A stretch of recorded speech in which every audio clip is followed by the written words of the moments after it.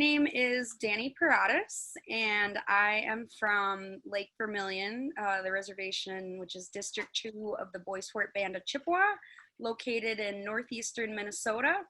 My life story, I lived in the cities every summer. I'd come up here with my grandma and got to spend special time with her. She's got a lot of wisdom and passion for the community here. She was on the tribal council for quite some time, and it was nice having her as my role model to see how to love people, really is what it comes down to.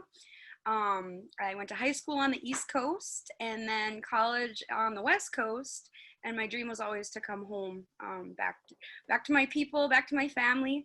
And so I got my dream job right away. All I wanted to do was work for the Bois Forte tribal government.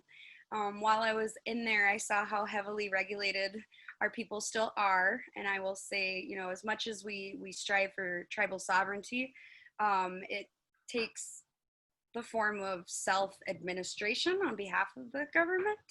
And so my mom has this beautiful indoor aeroponic farm concept we're developing into a pilot program. The company's name is Harvest Nation, and with my Auntie Tracy and my sister Nikki, we're still moving forward. The past 2 years in trying to get this thing off the ground, and with all the research we've been doing in the food sovereignty movement, and all of the layers that I've seen now pulled off of the food system at large, was really, really heartbreaking. My story is I grew up in the food system taking everything at face value, and that was stupid. I suffered a lot of like physical ailments, but then also spiritual and emotional depression issues, really, because my body wasn't getting what it needed. So over time have retained, I think of it as body sovereignty, you know, self-determination on the individual level, and been kind of navigating my way through that kind of mindset, and it's been really empowering and really freeing, but also still very frustrating because now I have all of these toxic habits. I'm a smoker. I still like to binge eat, or I don't like to, I just do and then regret it. So I'm trying to get out of these unhealthy cycles, but it is so hard. So the hope and the dream is that through Harvest Nation, making healthy eating easy and fun and exciting with this new technology and having it indoors, it'll be climate resilient. No matter what happens with Mother Earth out here, we'll have fresh local produce on the Iron Range year round, and the plan is from there to offer this model in other places. And then with the food sovereignty piece, though, is making sure that we're not going in this, you know, total profit mindset, like here's our model and we're going to make you, you know, follow it. But we have these outreach and community building pieces as a part of who we are, so that we'll go in and, if we're invited, and still ask, what do you eat? What do you want to eat? And the beauty of aeroponic technology is it's got a fast turnaround time. So we can put that in the system, and then if people like it, yay, we'll keep it. You don't like it, let's switch it out. What do you want to eat? And, you know, selling direct to consumer will make us more accountable to how our foods are treating people. So I love it. That was great. Thank you. Yeah, that was wonderful. Thanks so much. Let's move into the first question. And how has your work responded to the current times we're in, when you think about everything going on in the world right now? Yeah, we've had a hard time accessing funding, but I always give a shout out to the Blandon Foundation. They were the first entity or thing beyond us that invested dollars into our program, our feasibility study, and some computer software.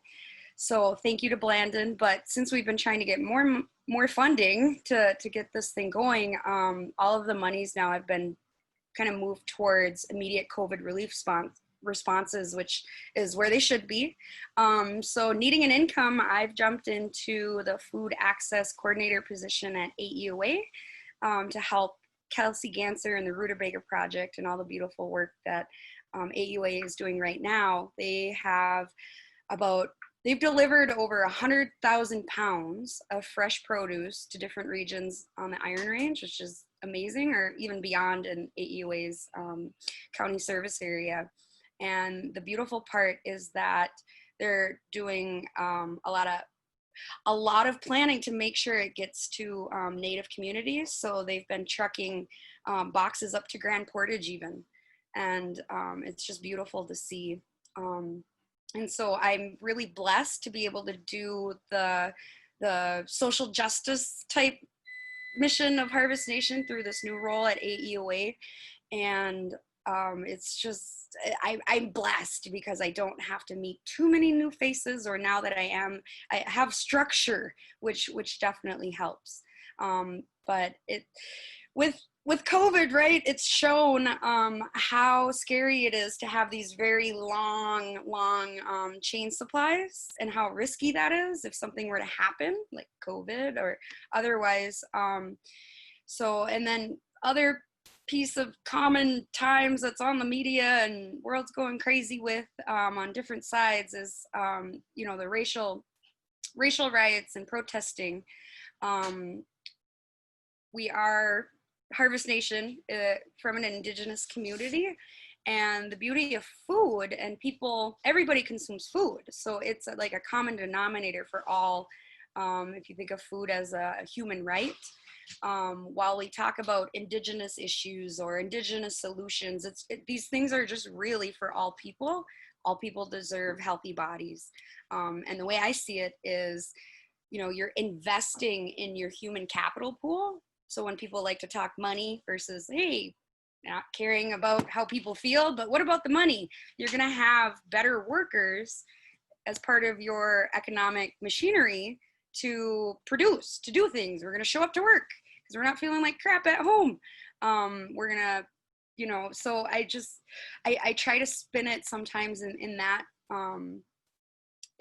respect, just so people can see, like, not only is it valuable, of course, at the individual human person level, but having, healthy hands, healthy bodies to do, great community work that we need to do with climate change approaching, and even having the resiliency or the ability to make new habits.